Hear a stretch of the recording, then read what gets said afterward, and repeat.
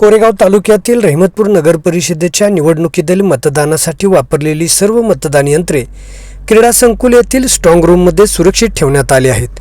या स्ट्रॉंग रूमवर सीसीटीव्ही यंत्रणेच्या माध्यमातून वॉच ठेवला जात असून 20 कर्मचारी सुरक्षेसाठी 24 तास शिफ्टमध्ये तैनात ठेवण्यात आले आहेत। रहमतपूर नगर परिषदेच्या निवडणुकीसाठी मंगळवार दिनांक 2 डिसेंबर रोजी मतदान प्रक्रिया पार पडली। यावेळी मतदानासाठी वापरलेली 20 कंट्रोल युनिट, 20 बॅलेट युनिट व उर्वरित राखीव मशीन स्ट्रॉंग रूममध्ये ठेवण्यात आले आहेत।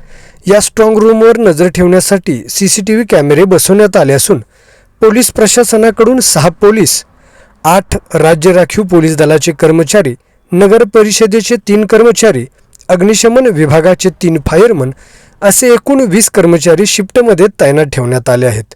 निवडणूक निर्णय अधिकारी संगमेश कोडे, नायब तहसीलदार व मुख्याधिकारी सतीश चव्हाण हे दररोज स्ट्रॉंग रूमची पाहणी करण्यासाठी येत आहेत।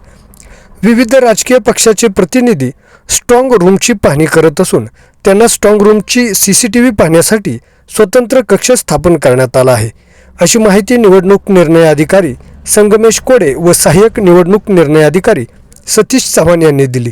दरम्यान 21 डिसेंबर रोजी मतमोजणी होणार असल्याने मतदान यंत्राच्या सुरक्षेची सर्वोपरी जबाबदारी निवडणूक निर्णय अधिकाऱ्यांची राहणार आहे।